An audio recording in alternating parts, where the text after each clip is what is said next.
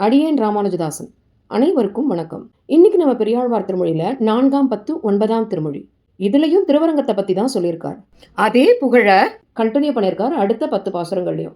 என்னெல்லாம் புகழ்ந்து சொல்லியிருக்காருன்னு பார்க்கலாமா?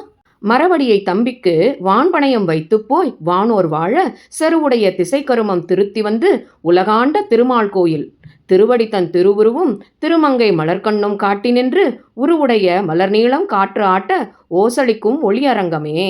தன்னோட தம்பி பரதனுக்கு மரத்தால் ஆன தன்னுடைய பாதுகைய அடமானமா தந்துட்டு வானவர்களையும் காக்கிறதுக்காக தென் திசைக்கு சென்று ராவணனை போர்ல வென்று தன்னுடைய கடமைகளை சரிவர செஞ்சு முடிச்சுட்டு வந்த ராமன் அயோத்தியில உலகையே ஆண்டான். அவன் இருந்த திருக்கோயில் எது அப்படின்னு கேட்டா, எம்பெருமானின் திருவடியுடன் கூடிய திருவுருவம் போல தாயாரின் தாமரை மலர் போன்ற கண்களைப் போலவும் இருக்கும் காற்றில் அசைந்தாடும் நல்ல அழகையுடைய நீல மலர்களைக் கொண்ட ஒளியுடன் திகழும் திருவரங்கம் என்னும் திருக்கோயில்தான். தன்னடியார் திருத்தக்கத்து தாமரையாளாகிலும் சிதகு உரைக்குமே என்னடியார் அது செய்யார் செய்தாரேல் நன்று செய்தார் என்பர் போலும் மண்ணுடைய விபீடனருக்கா மதிலிலங்கை திசை நோக்கி மலர்கண் வைத்த என்னுடைய திருவரங்கற்கு அன்றியும் மற்றொருவர் காலாவாரே. தன்னுடைய அடியார்களோட குற்றங்களை பற்றி தாமரை மலராள் லக்ஷ்மியே எம்பெருமானுக்கு எடுத்துரைத்தாலும் அவன் அதை பொருட்படுத்தாமல் என்னுடைய அடியார்கள் அப்படி செய்ய மாட்டார்கள், அப்படியே செய்திருந்தாலும் அது நல்லதற்காகவே எனக்கு தோன்றுகிறது என கூறுவது போல் இருக்கும். நல்ல மனமுடைய விபீடனனின் நலனுக்காக பெரும் மதில்களைக் கொண்ட தென் திசையில் உள்ள இலங்கையை தன்னுடைய மலர்கண்களால் பார்த்தபடியே படுத்திருக்கும் என்னுடைய திருவரங்கனைத் தவிர வேறு ஒருவருக்கு அடிமை செய்வார்களோ? பெருமாளுக்கு மட்டுமே அடிமை செய்யணும், வேற யாருக்கும் அடிமை செய்யக்கூடாதுன்னு ஆழ்வார் சொல்றார். கருள் உடைய பொழில் மருதும் கதகளிரும் பிளம்பனையும் கடியமாவும் உருள் உடைய சகடரையும் மல்லரையும் உடைய விட்டு ஓசை கேட்டான். இருள் அகற்றும் எரிகதிரோன் மண்டலத்தூடு ஏற்றி வைத்து ஏணி வாங்கி அருள் கொடுத்திட்டு அடியவரை ஆட்கொள்வான் அமரும் ஊர் அணியரங்கமே.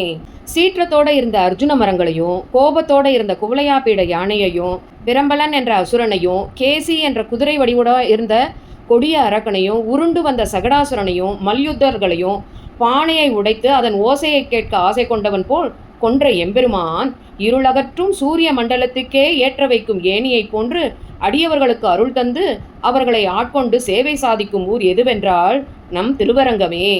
16ஆம் ஆயிரவர் தேவிமார் பணி செய்ய துவரை என்னும் அதில் நாயகராகி வீற்றிருந்த மணவாளர் மண்ணு கோயில் புதுநாள் மலர் கமலம் எம்பெருமான் பொன் வயிற்றிற் பூவே போல்வான் பொதுநாயகம் பாவித்து இருமாந்து பொன் சாய்க்கும் புனலரங்கமே. 16,000 தேவிமார்கள் சூழ்ந்து கொண்டு பணி செய்ய அவர்களின் கணவனாகவும் நாயகனாகவும் துவாரகையை வீற்றிருந்தவனுக்கு ஏற்ற திருக்கோயிலானது எது என்றால், காவிரி ஆற்றில் புதிதாக மலர்ந்த தாமரை மலர்கள் எம்பெருமானின் பொன் போன்ற நாபியில் உதித்த தாமரைக்கு தாம் ஒப்பானவை என்று பெருமிதம் கொள்வது போல் விளங்கும் நம் திருவரங்கமே. ஆமையாய் கங்கையாய் ஆழ்கடலாய் அவனியாய் அருவரைகளாய் நான்முகனாய் நான்மறையாய் வேள்வியாய் தக்கனையாய் தானுமானான் சேமமுடை நாரதனார் சென்று சென்று துதித்து இறைஞ்ச கிடந்தான் கோயில் பூமருவி புள்ளினங்கள் புல்லரையன் புகழ் குழரும் புனலரங்கமே. எம்பெருமானே ஆமையாகவும் அதனை தாங்கும் கங்கையாகவும் ஆழ்ந்த கடலாகவும் பூமியாகவும் பெரிய மலைகளாகவும் நான்முக பிரம்மனாகவும் 4 வேதங்களாகவும் அனைத்து வேள்விகளாகவும் வேத பண்டிதர்களுக்கு அளிக்கப்படும் தட்சிணையாகவும் தன்னை ஆக்கிக் கொள்கின்றான். நலத்தை அருளும் நாரதர் எப்பொழுதும் சென்று அன்புடன் எம்பெருமானை வழிபடும் கோவில் எதுவென்றால், பறவை இனங்கள் மலர்களைக் கண்டு மயங்கி கருடவாகனனின் பெருமைகளை பாடும் நீர் சூழ்ந்த திருவரங்கமே. மைத்துனன்மார் காதலியை மயிர் முடிப்பித்து அவர்களையே மன்னராக்கி உத்தரைதன் சிறுவனையும் உய்யக் கொண்ட உயிராளான் உறையும் கோயில் பத்தர்களும் பகவர்களும் பழமொழிவாய் முனிவர்களும் பரந்த நாடும் சித்தர்களும் தொழுது இறைஞ்ச திசை விளக்காய் நிற்கின்ற திருவரங்கமே. பாண்டவர்களின் மனைவியாக பாஞ்சாலியின் கூந்தலை முடியும்படி அருளியவனும் அவர்களையே மன்னராக்கியவனும் அபிமன்யுவின் புத்திரன் பரீட்சித்தை உயிர்ப்பித்தவனுமான எம்பெருமான் சேவை சாதிக்கும் கோயில் எதுவென்றால், பக்தர்களும் பெரியவர்களும் வேத விற்பனர்களும் சாதுக்களும் சாமானியர்களும் சித்தர்களும் எல்லா திசைகளிலும் பிரகாசமாய் விளங்கும் எம்பெருமானை தொழுது நிற்கும் நம் திருவரங்கமே. குரல் பிரம்மச்சாரியாய் மாவலியை குறும்பதக்கி அரசு வாங்கி இறை பொழுதில் பாதாளம் கலவிருக்கை கொடுத்து உகந்த எம்மான் கோவில் எரிப்புடைய மணிவரை மேல் இளஞாயிறு எழுந்தாற்போல் அரவு அணையின் வாய் சிறப்புடைய பணங்கள் மிசை செழுமணிகள் விட்டெரிக்கும் திருவரங்கமே. சிறிய பிரம்மச்சாரி வடிவம் கொண்டு மாவலியிடம் சென்று 3 அடி மண்ணை கேட்டு அவனின் கர்வத்தை அடக்கி அவனுடைய ராஜ்யத்தை பெற்று பின்பு நொடிப்பொழுதில் பாதாளத்தை அவனுக்கு ஏற்ற இருப்பிடமாக கொடுத்த எம்பெருமானின் கோயில் எதுவென்றால், ஜோதியுடன் விளங்கும் ஒரு நீல ரத்தின மலையின் மேலே இளம் சூரியன் உதித்தாற்போல் சிவந்த ரத்தினங்கள் ஒளிரும் தலைகளை கொண்ட பாம்பினை படுக்கையாக உடைய எம்பெருமானின் நம் திருவரங்கமே. உரம்பற்றி இரணியனை உயிர் நுதியால் ஒல்லிய மார்பு உரைக்க ஊன்றி சிரம்பற்றி முடியிடைய கண்பிதுங்க வாயளர தெளித்தான் கோயில். உரம்பெற்ற மலர் கமலம் உலகளந்த சேவடி போல் உயர்ந்து காட்ட வரம்புற்ற கதிர்சென்னல் தாழ் சாய்த்து தலைவணங்கும் தன்னரங்கமே.